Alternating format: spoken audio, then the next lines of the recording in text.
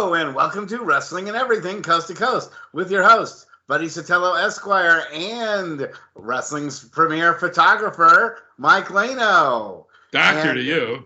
Yes, we have two very special guests tonight. I can't say that in my time of being a wrestling manager that I have had too many proteges, so to speak. But I was introduced by my Hood Sam pals, the Bad Apple Twins, or now known as the Stoner Brothers, to Ryan Devine and his wonderful wife, Ellie. Do you prefer Ellie or Elizabeth, or what do you prefer? Well, Elizabeth's my legal name, but everybody who knows me calls me Ellie, unless they call me by my childhood nickname, which I won't mention on air. And my wrestling name when I debut is going to be LED. LED, I like that. We'll start. Very smart. Very, very smart. Myself as Ellie. Yeah, thank you. She's conserving energy while getting over. And being green while you are green. While you're still green in the ring.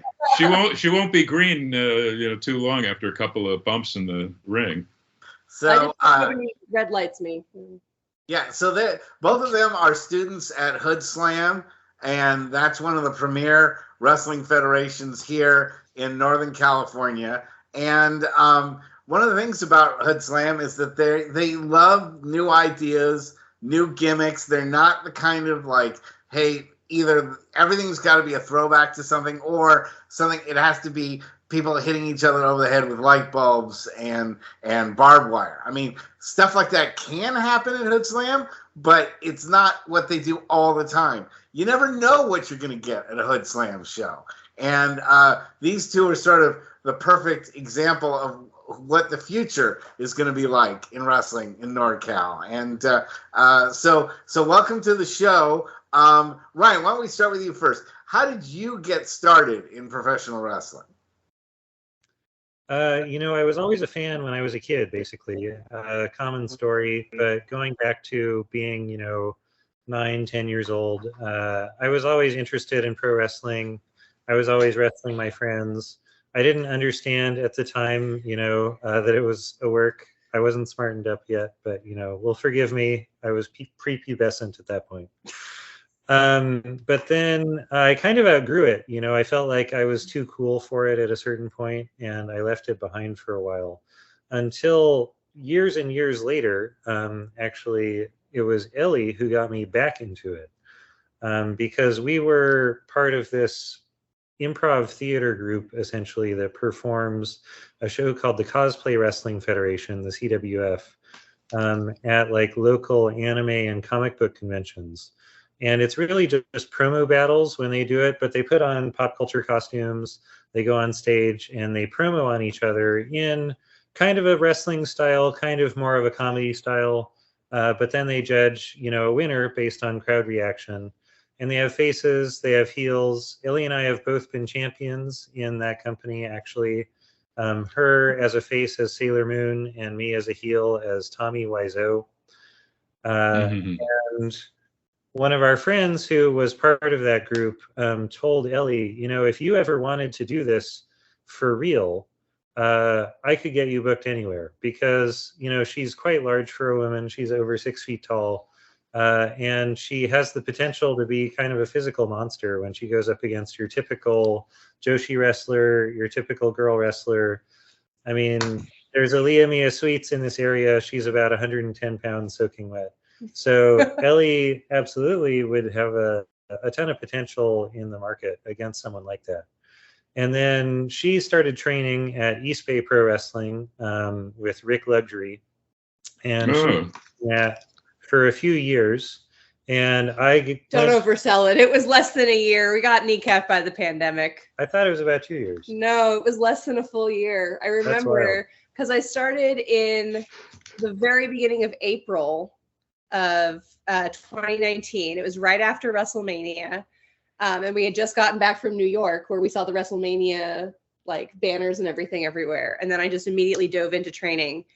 And then March of 2020, we were like the last show to run in NorCal because all of these different promotions were canceling their shows, and East Bay Pro was like the last show to run as far as I know.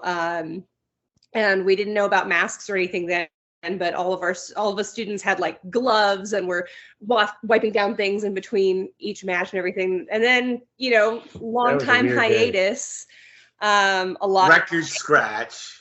Yeah, exactly. Fast forward, I decided to move schools for a bunch of reasons to start training at Stoner U with the Cuzzies and Anton Voorhees. Mostly because I realized it was much closer and I didn't have to spend as much time in traffic, which was really bad for my mental health. Also, Rick had left East Bay Pro, and we really appreciated Hood Slam and Stoner U's emphasis on character and performance and gimmick. East Bay Pro tried to have more of an old school, just sort of big meaty men slap and meat approach to the sport. And we liked Hood Slam and Stoner U's greater creative freedom potential. Let me ask a couple of really quick questions, and I'll get back to what we're talking about. So I've known Rick Luxury forever, since he started, as has Russ. But for good and for bad, by the way. No, I like Rick, and I've got a jillion photos of him playing with his daughter from a little teeny baby growing up backstage at APW and other groups. Where was his school or his federation? In the East Bay? East Bay Pro Wrestling out of Pacheco, California is where I was training with him. And I know he was splitting his time with APW and Gold Rush when they were still more active and had training academies as well. But he was the head trainer at East Bay Pro for at least the entire time that I was there.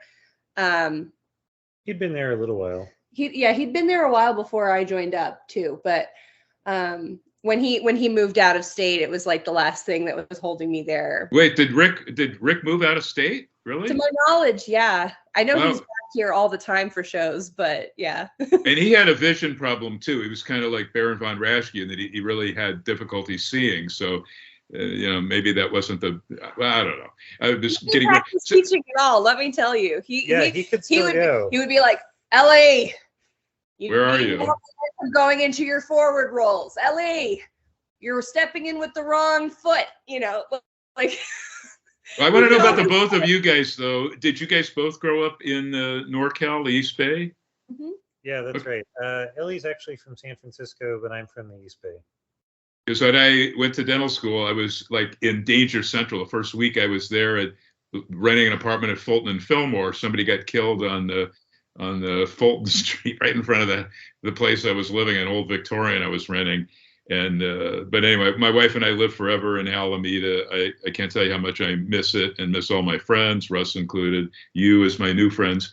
That is awesome. And Cosplay Wrestling Federation. Well, back to the school though, and then I'll throw it to Russ. So you guys prefer managing, or maybe managing with some bumps, or possibly eventually getting into wrestling? Because if she's a physical specimen, I could see Ellie, or LED, which is such an insanely great, because Hood Slam reminds me a little, not quite as good as Pro Wrestling Guerrilla, where it's back of the head, it's forward-thinking booking, it's innovative booking, as Russ and you guys have been talking about. But which is what I loved about those shows, and most of those shows, all the ones I shot of Hood Slam, it was like APW wrestlers, but they had completely different characters. Like the guy doing the bunny, wearing the bunny ears to the ring. I forget what his name was in APW, but different characters totally. Yeah, Ellie actually wants to wrestle. She's training to be a wrestler. That's what it's about for her. Look at him trying to manage me when I can promo for myself. She's done a little valet work, but she's not here to be anyone's valet. Yeah, I've been training to, off and on for about 24 months of actual in-ring time, I guess is how I'd put it. Yeah. And the goal is to be a pro wrestler full on. I'm trying to work smarter, not harder, because I'm already in my 30s and I've never been super athletic. So if I want to have a long career, I got to take it slow and be careful and like really make sure I've got the fundamentals down and everything. But I mean, crossing my fingers, I'm hopefully going to debut this summer. So then I will hopefully leave the valeting and managing behind me a bit more and like really focus on taking this as far as I can in ring as a performer. I've got to come back up, so please put Russ and I on your press list of what's going on with you and when you might debut. I might, Totally. I might have to trans up there to take pictures of it. But remember, monster heel like an Awesome Kong or Bull Nakano or Aja Kong or Dump Matsumoto, you don't have to take a lot of killer bumps. You can be a monster. Look at Jade Cargill in AEW. Oh, goodness. You really, yes, but the bumps she does will a little bit more. My top trust me on that. 5 physical influences amongst women anyway. I also study a lot of like Bad Luck Fale is one of my favorites lately. That man never bumps. He bumps like twice and it's a big deal and it takes a lot. I want to throw back to Russ, but Bad Luck Fale runs New Japan School in New Zealand, and I'll think of the guy's name, but it's a wrestler who came in and out of APW a lot from like Seattle, Russ, and you and I know him very well. Can't think of his name now, but he is running the school for Bad Luck Fale in New Zealand. It's really awesome, and it's New Japan School, so it doesn't get more prestigious than that. We have 2 friends that have gone there, actually. Do you know the name of the guy I'm talking about? He had curly hair, he was like a junior wrestler, and wrestled quite a bit, Russ, at the garage shows for APW. If you guys, I don't know if you ever got a chance to go to APW's Gym Wars garage shows, but I was the staff photographer. It was just wonderful. They would have been like 10 years old. Tony Casina. Tony Casina is the guy I'm talking about. Tony Casina. Yeah. Remember him, Russ? I do remember Tony. Tony is running. We had him on the show not that long ago, but he's running maybe last year, a year or two ago. Not this show. Maybe not, but he is running New Japan School and working in tandem with Bad Luck Fale. So it's a gig of a lifetime. So well, he'd be a good guest to get on the show, but we haven't had. I haven't talked to Tony in like 25 years though, so it would be a lot of catching up. Now, he's a mensch. He's a really nice, honest guy, and you don't really see that in wrestling, as you guys probably know. So I wanted to bring it back to both of you guys, but also to Ryan there. I mean, you have 2 people, you've got 8 eyes. You guys are lovely people, but my God, you're nerdy. And so and I watch the cosplay wrestling stuff, and I mean, you guys are nerdy but proud of it. And that's what I think works. As they should be. Yes, that's what I think makes you guys really genuine. And that genuineness is going to work for you when you guys get out into the ring. And I think there's a tremendous connection between nerdiness and pro wrestling that wrestling does not want to admit to. Wrestling wants to say, "Oh, we're cool. We're WrestleMania. We're Logan Paul. We're Bobby Lashley." But we're also, comic book guy from The Simpsons. Wrestling fans are every nerdy type of person you can find. You can find a wrestling fan inside of those people. And so, I applaud the fact that you guys are nerds, but you're proud of it. It took until the Big Bang Theory came out, you just couldn't admit that you were a nerd. It just was something that. Wait, look at Kenny Omega, comic book nerd. He's backstage. You see him playing video games and all that stuff. Come on, the Young Bucks. They're all so basically. You're exactly right. Wrestling is rolled. Simon Gotch. Simon Gotch is one of the biggest anime fans you'll ever meet. In fact, he had a character called Super Otaku. Which, you see, you laugh. The average person doesn't get that joke. I don't think Mike gets it. Funny story. I was actually on a reality TV show when I was in college called America's Greatest Otaku. Oh, I did not know that. And I was the 3rd runner-up and voted fan favorite. So She knows. This whole like trying to capitalize on nerd pride thing, I've been doing it for a while. It's so central to my identity, and it's what like attracted us to each other too. We met on a dating site, and I messaged him when he said like, "What am I thinking about?" And he said, "Who would win in a fight, Dumbledore or Superman?" And I was like, "Oh, that's two fandoms right there. I got to talk to this guy." Dumbledore. That's what I said. It has to be because Superman can't fight against magic. And Dumbledore's the greatest wizard. Let's give people the definition. Gandalf would kick Dumbledore's ass, though. Russ, let's give people. Would. Okay, now hold on a second. Gandalf would beat Dumbledore hands down. Gandalf can use a sword. When did you ever see Dumbledore use a sword or anything like that? Gandalf took a whole army full of Middle Earth's best soldiers and led them into battle. What did Dumbledore do? He disappears for 4 or 5 books. All right. Thank you very much, Dumbledore, for taking off, and had to be played by 2 different actors in the same series. Well, the first one died. It's not really his fault. Who would win in a fight is clearly one of the favorite topics of conversation for both wrestling fans and nerds, which I think is clearly one of the connections that connects, the concept of being an otaku, being a comic book fan, being into Marvel or whatever, and also being into wrestling. Speaking of comic books, when I wanted to give you a hint and how to be a great manager, what book did I recommend to you? The Snappy Comebacks to Stupid Questions book? By the great and now late Al Jaffe. That's right. He just died. Mad Magazine. Yeah.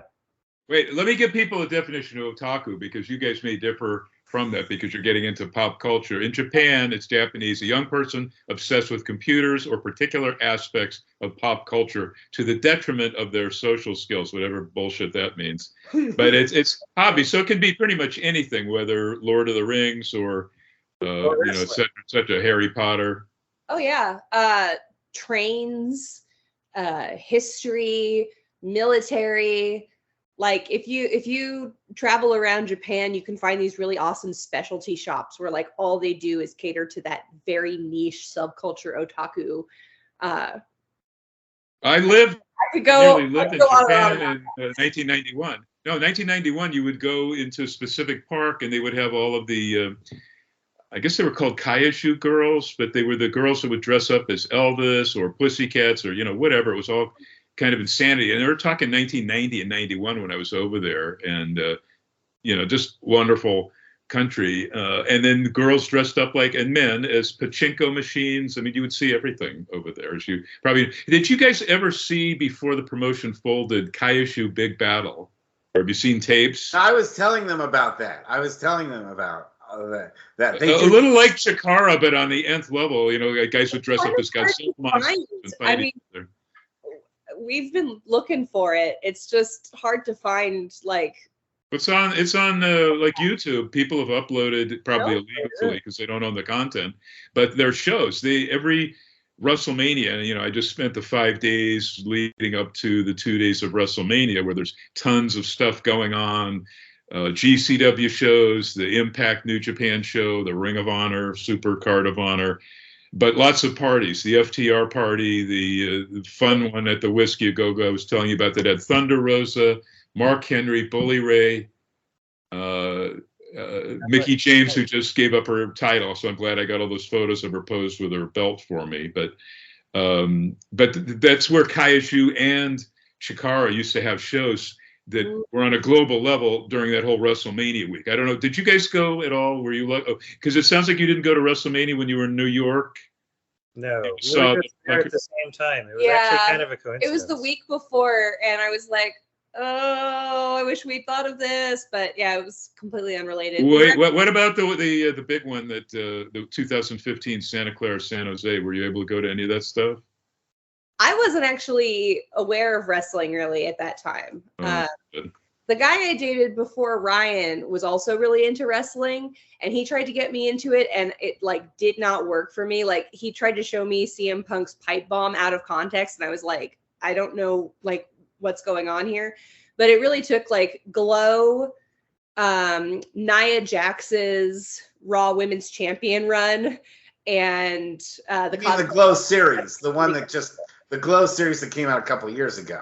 And the accompanying documentary about the original Glow series, which I almost felt like more connected to. And more. Well, you guys should be on, because I was there at those initial tapings in '86 for the debut season, 1987, and I was just with my friend since 1986, Jeannie Bisson, Hollywood, and Cheryl Russo, who was Lightning Little Mo, and Royal Hawaiian, and some of those others, but particularly Jeannie Bisson, Hollywood, was at our Whiskey A Go-Go party and on the stage being interviewed by Dave LaGreca. And she's a good friend of the show here. Yeah, we've had her on, but very nice person. So I should introduce you to her, have you on with, bring you guys, or have Russ bring you back. Yeah, when you're actually on, we should gather all the ladies that we've had on the show for a women's. But wait, I want to ask though, because two things she brought up that are very topical. CM Punk back in AEW, and that's probably the push reason for a new 1 hour AEW show. 6:05 is the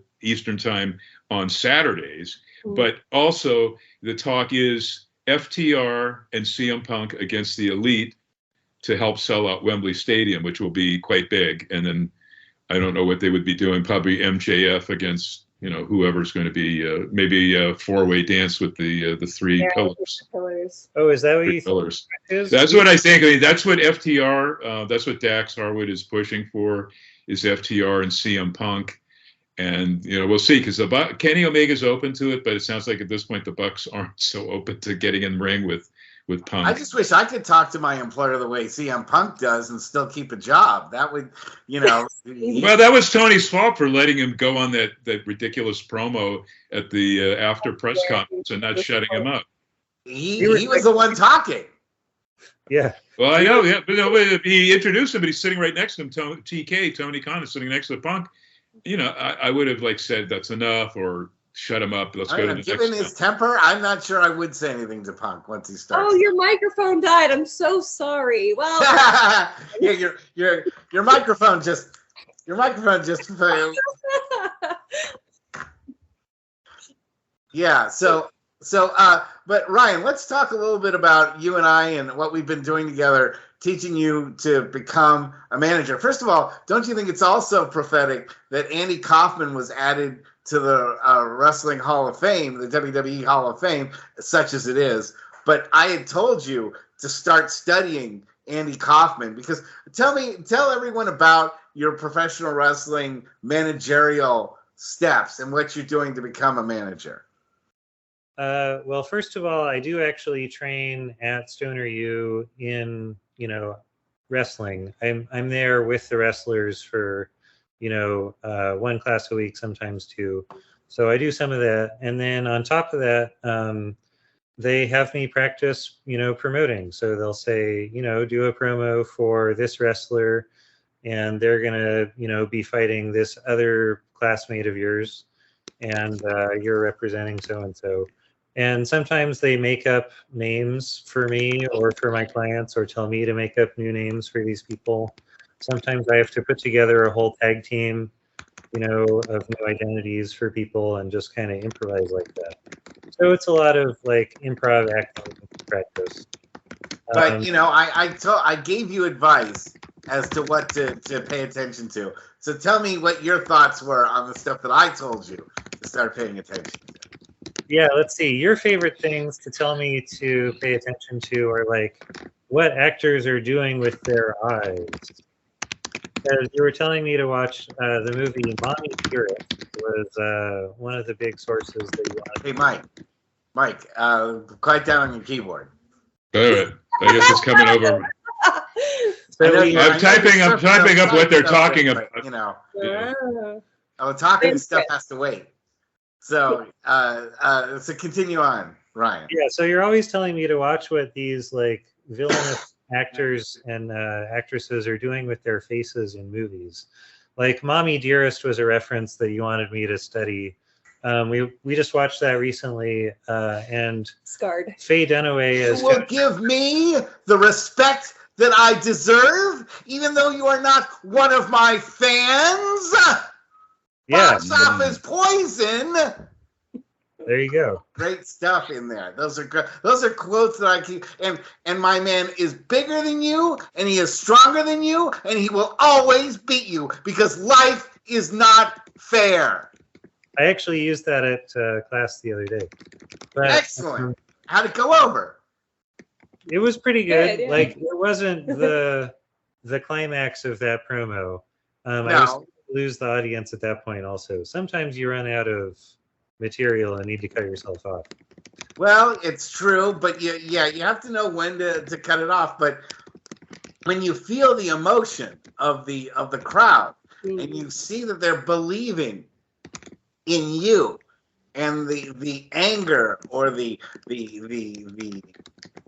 upsetness that you have at them, for not respecting you enough, you generate that, and you continue to make that like the snowball. It keeps going downhill and gets bigger and bigger. So you'll get better at that, and the material will come to you. But it's good to have like these like movie quotes that you have sort of in your bag of tricks that you're like, oh, I'll throw this out there and I'll throw that out there. And when you see other movies as you're watching stuff, you should be like saying, oh, that's nice and obnoxious. I'll put that in my, in my thoughts, Yeah.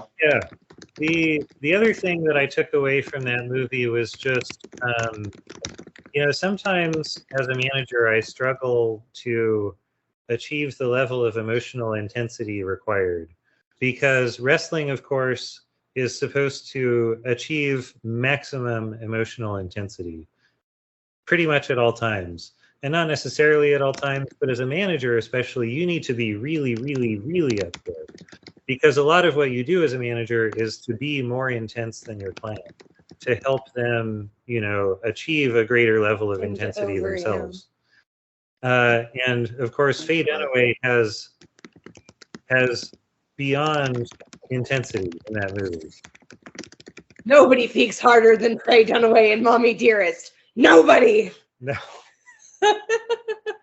No, and that's good. I like seeing how that now sort of gets you motivated and sees how you're turning that into something to then turn into your managerial persona, because that was the thing that I always was like saying, and that's why the Bad Apples, or the Stoner Brothers, they're the Bad Apples to me because I managed them as a tag team champion, and they'll always be dear to me as such, because I always wanted to manage a tag team champion. I never, up until those two came into my life in California Championship Wrestling, I never managed a tag team championship, and Lou Albano was one of my favorites, along with Andy Kaufman. But Lou Albano, because he was such an amazing tag team champion, he's the best tag team champion manager in history.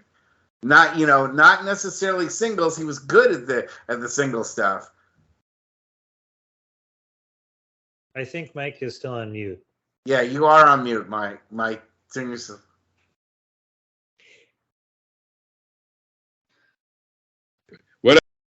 What I was saying was Albano, Russ is right. He managed like 17, 18 tag champions, from 2-time, 3-time champion Fuji and Tanaka to the Executioners. That was John Studd and Killer Kowalski as trainer under the hood, and many, many others. The Moondogs from Memphis, not the original NorCal Lonnie Moondog Maine.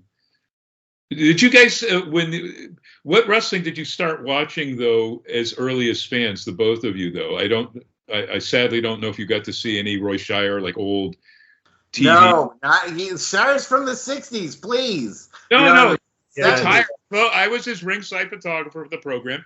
The office closed January of 1982. Mike, they're not 70 years old. But you can look it up. You can look it up on YouTube. They didn't see any Roy Shire stuff. And none of that stuff is available anyway. It's all. They've seen Roddy Piper and all the video stuff was erased over. That was one of the big problems. No. That's the collection I have. That's in pristine collection. That guy who taped uploaded to YouTube.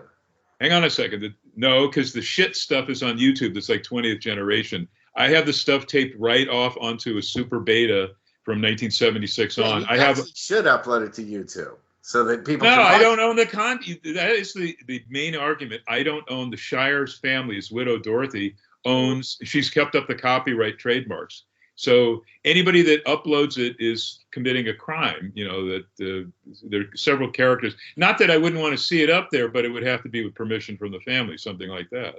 You can't just take somebody's TV show and friggin' put it up online. You of all people should know that. Except the that trademark and copyright has been been maintained.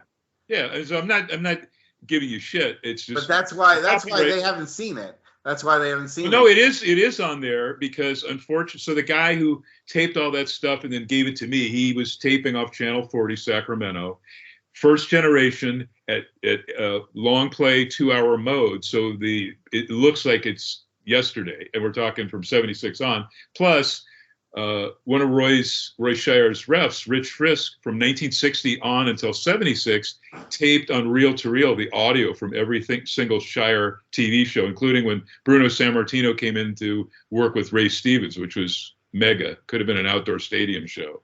Well, let Mike I have know all what sort I of have context all of you guys watch. Well, I was just wrestling. saying, I was hoping that both of them may, or just take a look at the Roy Shire, the classic old TV. If you like stuff that's different, you'll love it. We like whatever we can find. Well, what did you start with? What did you? But you would look at like Ken Ramey. Dr. Ken Ramey was a great manager who Russ has seen him or heard the audio, and many of those classic managers that J.C. Dykes and his Infernos. There were a lot of managers. They were all unique. Each guy, there was the name guys. Could anybody use the name Grand Wizard now? I mean, it was bad in the 70s. Who would come up with the name the Grand Wizard, which obviously is KKK?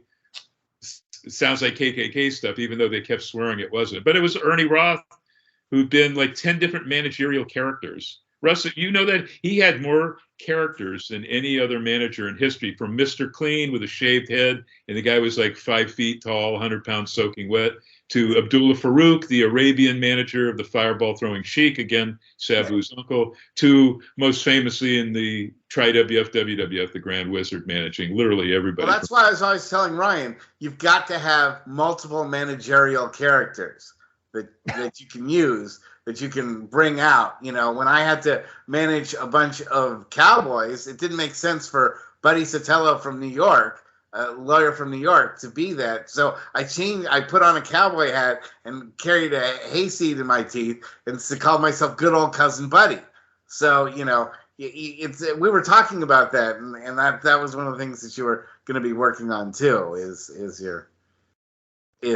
spare characters.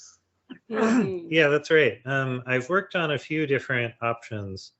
My main manager persona that I've been working on is Lex Devine, the Prophet. And he's a techno-capitalist prophet who believes that AI is the future and that we should really eliminate the human element out of wrestling entirely and replace the wrestlers with robots. Because you could make a lot more money on that since you don't need to pay them. Wait. How about a heel Elon Musk? That's exactly the inspiration. That's what I'm talking about. There you go. You used to work for Tesla, so I used to work for Tesla. Yeah. I've met. They moved out of the East Bay entirely, right? Like he was bitching about paying the taxes and doing the proper. So he completely left our East Bay. No, they're definitely there in Fremont. There's more and more employees. And they also just moved the headquarters back to California from Texas after making a huge deal out of moving to Texas. We got the news in LA of him trying to paint out the W on the headquarters right on Market Street. Yeah, absolutely. And it's just like, come on. He's a walking lawsuit, and I couldn't stand working for him. Fuck Elon Musk. The point of what I'm doing in wrestling basically is to do a send-up of these awful, arrogant a-holes in tech who think that they're saving the world when really they're just saving themselves. Excellent. So let's the world. Let's talk about your new promotion and what it is like to be a promoter and someone who's so new at it. You know, what you tell everybody about the new promotion first of all. I'm very excited about it. That's right. While I have always wanted to be a wrestling manager, and that is important to me, the real dream that I've had since middle school. Can we get a close up of that? Run a wrestling. Oh, show. Richmond! Wow. And we've been helping to produce Full Queer Pro Wrestling, which is, as I mentioned, the Bay Area's only fully, exclusively, explicitly LGBT, inclusive, affirming company. That's what it's all about. We exist to put over local LGBT talent, and we bring in a number of higher profile guests on every show. Our next show is next Sunday, April 23rd at Armistice Brewing in Richmond, California. And we're bringing in Nick Zander, is it? Well, we've got Chupacabra. We've got some new folks from Arizona, including SOS. She's up and coming, like super, really like nice person. I'm excited to work with her. We've got Kikyo Fallen Flower coming down from Washington. She's one of our regulars. Is it Oregon? The Northwest. Yeah. Of course. I've done a show with her. She's fantastic. Anton Voorhees, of course, our current Lone Star champion. Yeah. Mm-hmm. He'll be continuing his feud with Doc Atrocity, teaming up with Bartman, as I understand it, in a tag team match. And we've got the Wonder Cats, who are now based in Reno. That's Joey Smoke and Brittany Wonder, the Ultra Girl. That's right. Brittany's great Are they too. fighting Milo Boo Barbie? They are, yes. So Milo Boo Barbie, they're our current tag team champions. We've got Mac Daddy Milo, and she teams with Barbie Boy, and they're the Full Queer Pro Wrestling tag champions. Former champions, Money, Power, Respect, are continuing to not work together. We would really love to get them back in action on a future show, though. But Fabricio will be at the show as well. I hope Is you guys Chupacabra? Wait, Russ, is Yeah. Chupacabra the original guy that remember? Yeah, Russ, he went up to Oregon. He moved up to. Yeah, he was one of our talents here for a long time. That's right. And he's a regular at Hood Slam. He just performed a couple of weeks ago at Hood Slam's last show, going one-on-one with Mike Rain, was it? I was so busy working merch, I honestly have no idea what was on the card. Merch Sorry, is... John C. John C. That's right, John C. Same difference. I have no idea if that's true or not. No, I'm hoping you guys can get a good sponsorship with Bud Light. I'm hoping you guys can now, serve. They could get CBD. Tons of different. There's quite a few wrestlers that have CBD ovens. Wait, is Hood Slam still on 4th Street in Berkeley? Or they moved their location? They don't have a permanent home at the moment because they have been operating out of the Metro Opera House in Oakland, which had moved locations at least once, as far as I know. But that venue didn't make it through the pandemic. And so Hood Slam's been running out of, various parking lots that the Opera House has been managing. DNA Lounge, most that's fun. Continental Club in Oakland. And also a club called Crybaby that used to be the Uptown. Fog City, that was a promotion. Russ, you and I were there for, I was at all their shows at the DNA Lounge in South of Market. It's a great venue to run shows in. I just love the 2 tiers and the ramps and the stage, and it would be a dream to wrestle there. You guys might be a little too young, but I'm going to forward his contacts to Russ to give to you, unless Russ gives you my email.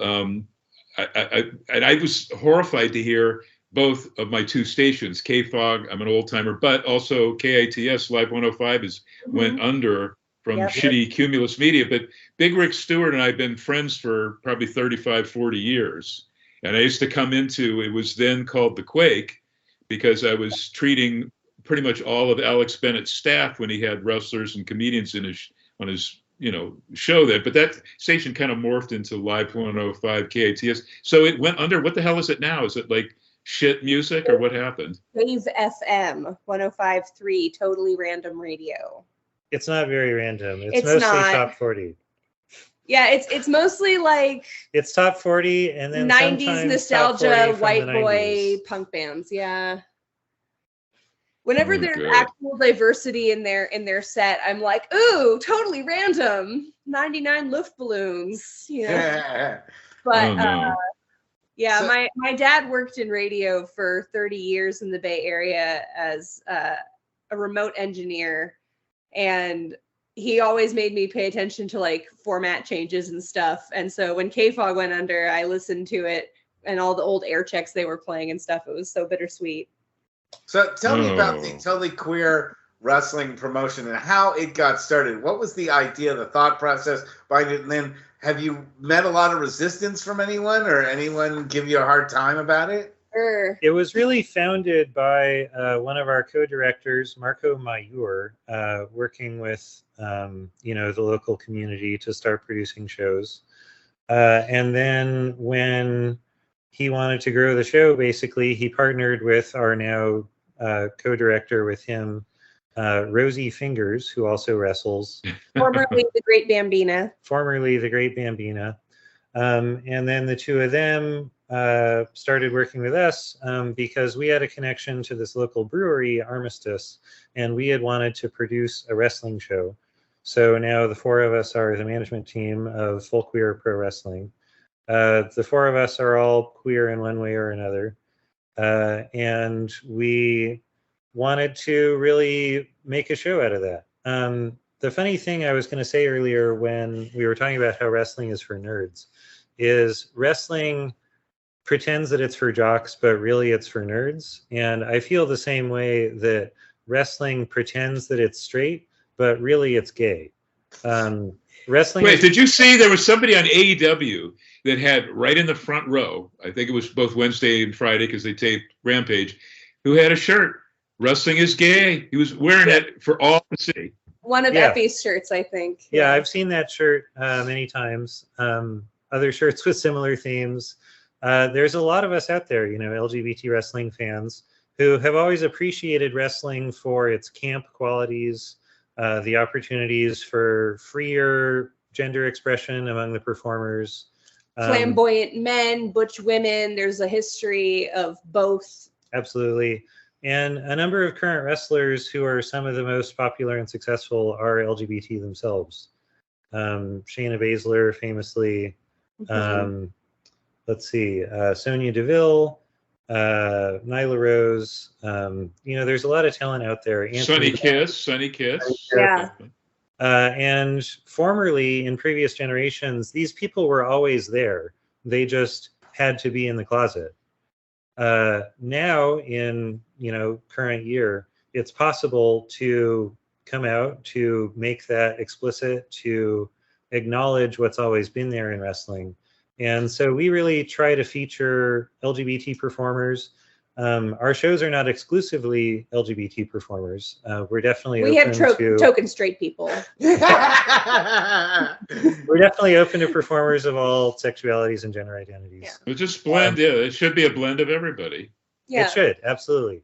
It's just when you go to other shows, often you'll see wall-to-wall straight white men. Yeah. Every single wrestler on some shows that I've been to are straight white men. And we're very lucky because we are being brought up in the Hood Slam system and we're, learning from the Cuzzies and everything. It's one of the few places in wrestling where, the students, the staff, everybody is much more comfortable and out.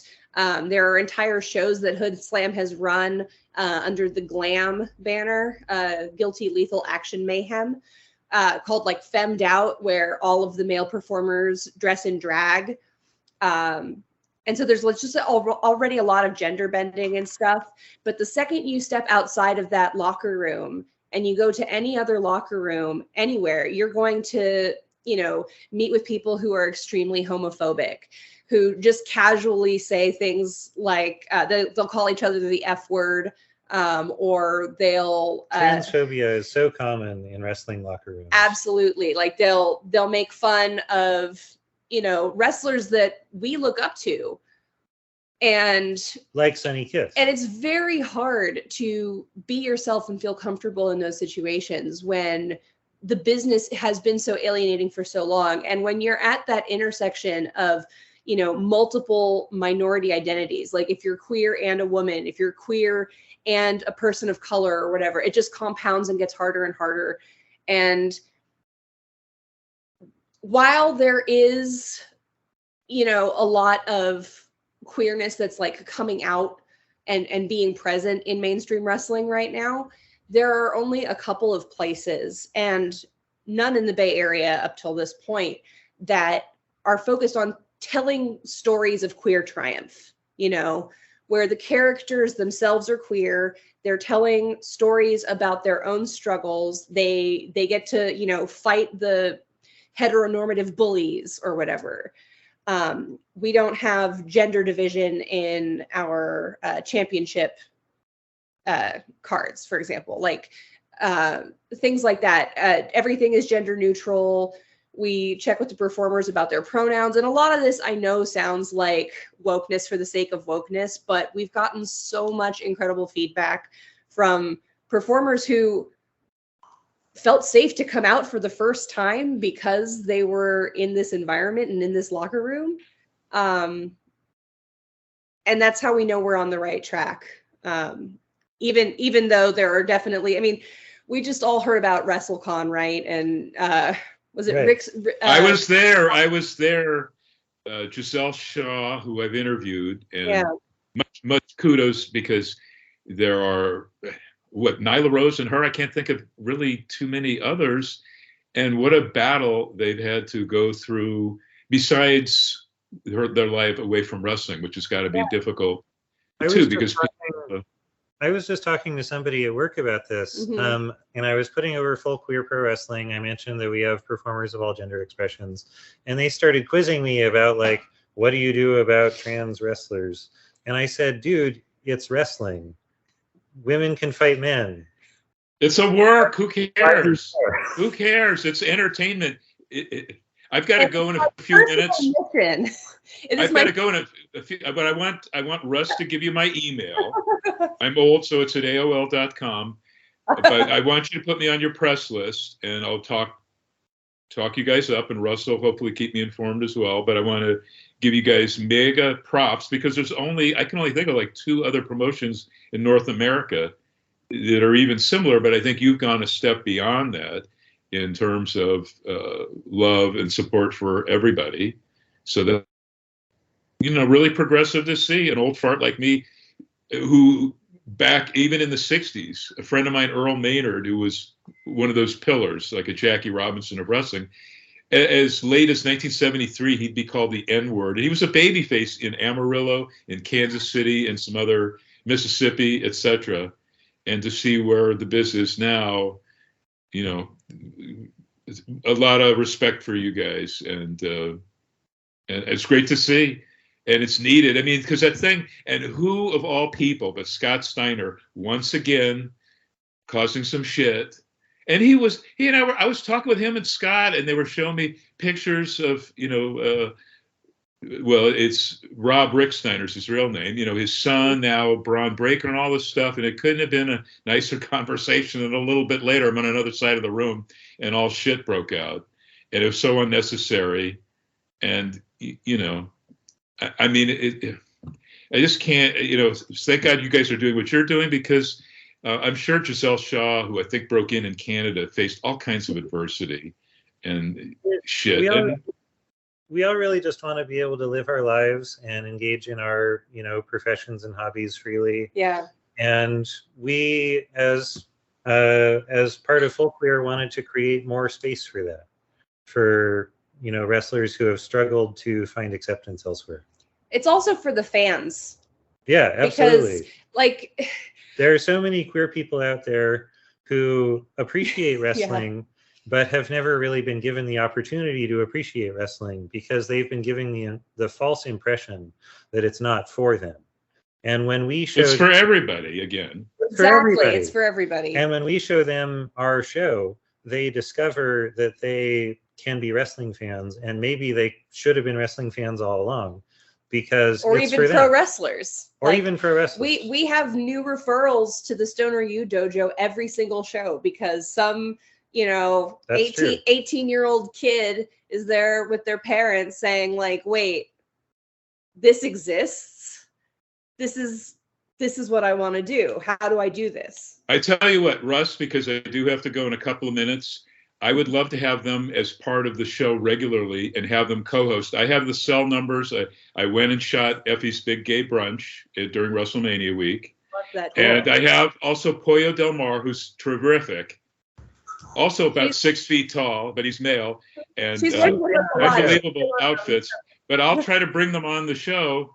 You know, as they're not tied to AEW and you have to go through corporate and all of that stuff. And maybe, Russ, we can have them as co-hosts for that when we have some friends of mine like that who they should know if they don't already know. Pollo Del Mar and Effie, I think they're amongst the top upper echelon. And maybe Mike, you can get them on Busted Open. You know, they you know. No, they've already been on Busted Open. No, I mean these two.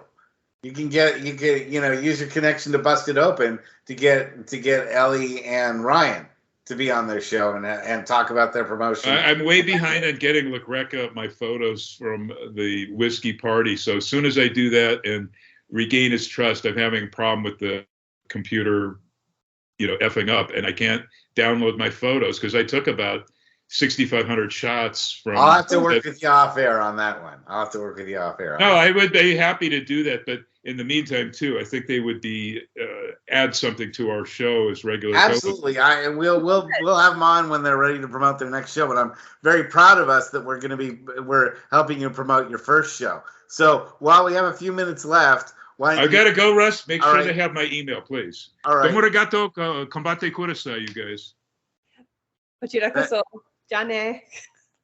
See, she knows what you're talking about. I'll do some.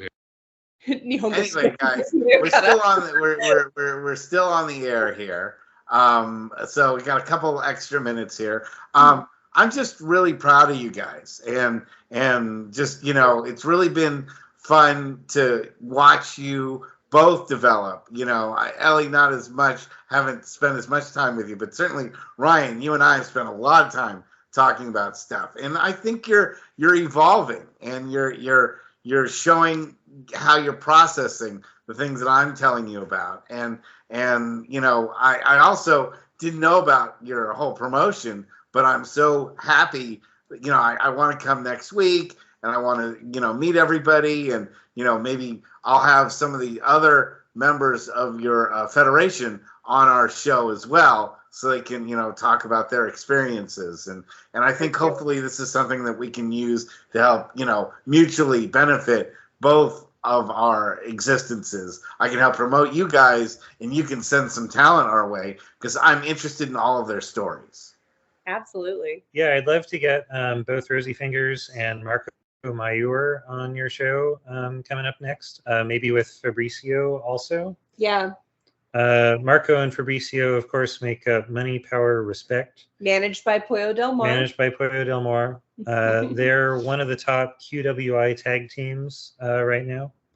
I don't remember what rank they were. Pretty high up there, though. The PWI had them on their list this year, too, right? Ah. QWI had cool. Marco, and yeah. He'll be able to put over his exact ranks. That's right. We don't know them off the top of our heads, but yeah. And then you also mentioned a next show. We have already booked our Pride Month show for the month of June.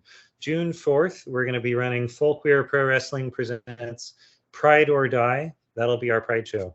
Nice. Well, we'll try to get you on before that, so you can give extra promotional efforts on Please. That. But I'm looking forward to seeing you guys in person next week. We got just about another minute and a half left. So why don't you guys give your social media connections and promote the show one more time, and we'll wrap it up. So go ahead, folks.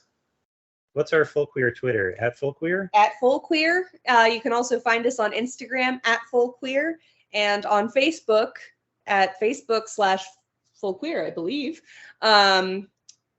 My personal stuff on Instagram, I'm Ellie Vyra Wrestling, spelled Vyra. That's my old gimmick name that is dying, but I haven't changed it yet. And on Twitter as the LED with ELLIE capital D. Nice. And I'm also on Twitter as the Ryan Devine. I think I have 8 followers. So yeah. if you come follow me, you'll increase that by more than 10%. That's great. And also, you can be found on Facebook, right? Yes, of course. Under my real name, Ryan Devine.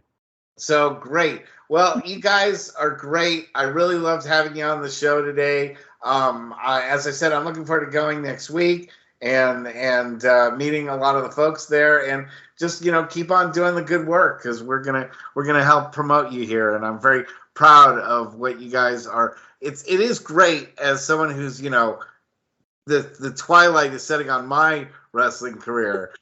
Well, whatever. But I'm beginning the sun is at least starting to set on it.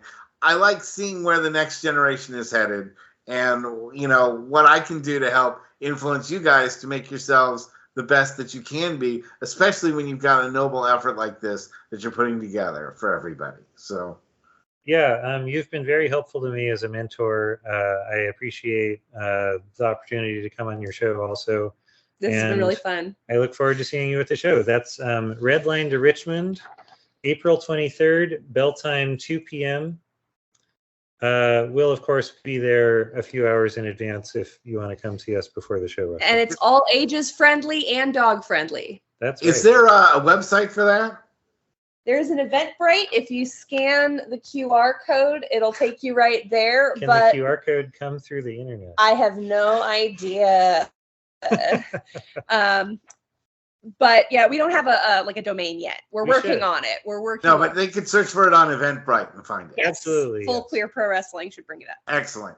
Well, guys, have a great week. I know there's going to be a million things you got to get ready before the show. You'll find out how much fun it is to promote, and you'll probably never want to do another show again, but you'll do it again. That's the thing we always, when we would do California Championship Wrestling, like the moment we would be done with the show, we're like, we're never doing another show again. And then like 3 days later, like Monday, after, we'd be doing the show on Saturday, Sunday, we would all be like, oh, I'm never going to promote another show again. And Monday, you're like, when's the next show?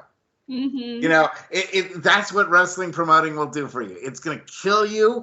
You're going to feel like you died like 100 deaths in a weekend. And then Monday, you're going to be like, I can't wait for the next show to happen. And that's why people do it. This is actually the 4th show that we've helped put on with Full Queer, and this is our 2nd show that we're fully producing ourselves. With Armistice, yeah. With Armistice. Oh, that's great. That's great. But we can relate to that. Yeah, for sure. That is absolutely the feeling. That's why you'll keep doing it. It's total bliss during the show. And then you feel that wave of regret, and then you want to do it all again. Yeah. Perfect, guys. Anyway, I loved having you on the show this week, and we'll have you on again very soon. Thank you so much. Good night, everybody. Bye.